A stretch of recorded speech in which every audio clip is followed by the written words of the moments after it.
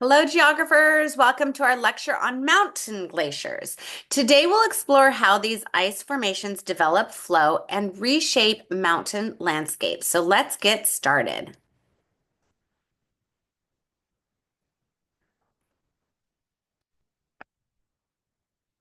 So, unlike continental ice sheets that once covered vast regions like Canada and Scandinavia, mountain glaciers work differently. While ice sheets tend to smooth and round terrain, mountain glaciers create rugged, dramatic landscapes. Why this difference? Well, mountains actually protrude above the ice of mountain glaciers.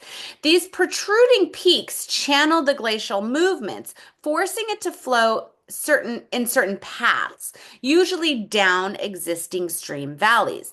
This channeling effect leads to concentrated erosional power in specific areas rather than the broad smoothing action of ice sheets. So think of Mount Rainier in Washington state or the Alps in Europe. These mountains rise above their glaciers, directing ice flow down their slopes through valleys.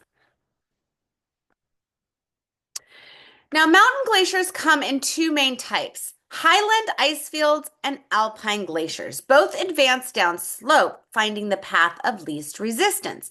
Highland ice fields can be quite extensive. In places like the Harding Ice Field in Alaska, the ice submerges most of the landscape, with only the highest peaks emerging above the ice surface.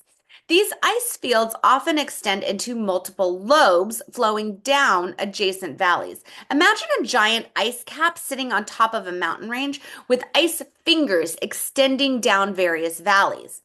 Alpine glaciers are more concentrated. They typically form in sheltered depressions near the heads of stream valleys. A perfect example is the Athabasca Glacier in the Canadian Rockies, which formed a high mountain depression and flows down a single valley. The erosional power of mountain glaciers creates some of Earth's most dramatic landscapes. So let's explore these distinctive features. First is the cirque, a broad amphitheater-like depression hollowed out at the valley head. Cirques are fundamental landforms in glaciated mountains, marking where alpine glaciers originated. They're essentially quarried out of mountainsides, though we're still learning about their exact formation processes. Imagine a giant ice scoop carving a bowl-shaped hollow high on a mountain. That's a cirque. An example includes Iceberg Lake in Glacier National Park. When when several cirques cut back into a ridge from opposite sides, they leave behind an arête, a narrow, jagged spine of rock. The Matterhorn's distinctive ridges are famous arêtes, where two adjacent cirques on opposite sides of a ridge cut back enough, they can remove part of the arête between them, creating a col, a pass or saddle through the ridge. Snowdon Horseshoe in Wales features several dramatic cols between peaks.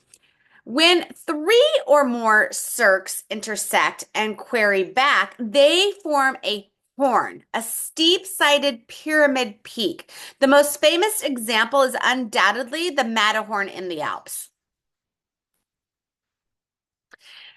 Now, as glaciers retreat, they often leave behind small lakes. A tarn is a small lake in the shallow excavated depression of a cirque or glacial trough.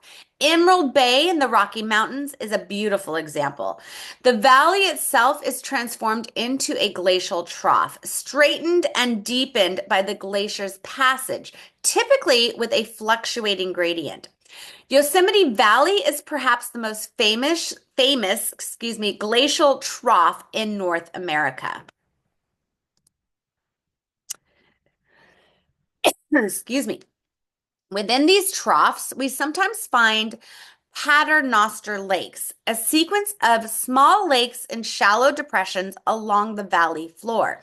The name comes from the resemblance to beads on a rosary. The lakes of the Valley of Ten Peaks in Banff National Park form classic paternoster chain. Finally, hanging valleys occur when a tributary glacier joins a main glacier. Since the main glacier has more erosive power, it cuts deeper. When the ice melts, the tributary valley is left hanging above the main valley. Bridal Veil Fall in Yosemite plunges from the hanging valley. Now, here is this image is in Norway that I took. It's an excellent example of a hanging valley located here in Norway. So I was taking the picture from the boat in the main glacier. And as this main glacier had retreated, it left behind a contributing glacier here in the landform of Hanging Valley. So mountain glaciers don't just erode, they deposit material too, though typically in the middle and lower valley sections rather than high country. The principal deposition features are moraines, ridges of unsorted debris. Unlike the massive moraines left by ice sheets, mountain glacier moraines are smaller and less conspicuous. Lateral moraines form along the sides of valley glaciers as debris accumulates at the glacier's edge. They appear as ridges running parallel to the valley sides. And we can see these here in this glacier. So we see they look like race tracks. So as the glacier slides past its mountain on its edges, it picks up material from that mountain and gathers it. And that's why we see this dark color. As two of these glaciers form in the valley glacier, they form a longer streak. So that debris then joins into the middle of the glacier. So this is a beautiful example here in Alaska. Okay, so again, when two valley glaciers join together, their adjacent lateral moraines combine to form a medial moraine, a dark streak debris running down the center of the combined glacier. Okay, so mountain glaciers can be smaller than their continental cousins, but their impact on landscape is dramatic and distinctive. From the jagged horns and arêtes of the Alps to the hanging valleys of Yosemite, these ice rivers have sculpted some of Earth's most spectacular scenery.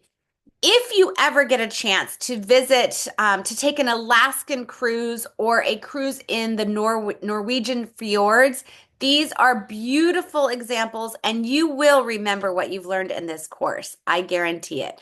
Thanks for watching, and I will see you in the next chapter.